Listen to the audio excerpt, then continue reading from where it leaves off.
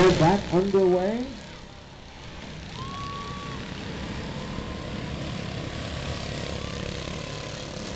Nice move. Emily Anderson is now on the point. Second place. Caden Rogers now right there. Don't count the three. He's been pretty decent all day. That's Tanner Dendy. Hang on there, Skylar. Good save by Skylar Dendy in the one.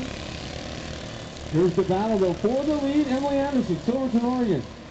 Caden Rogers from Milwaukee.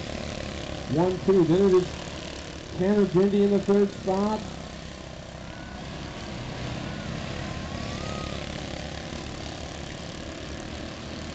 For the money. The four looking to clean sweep today. Fast time, heat race number one in the main event. If she can hang on,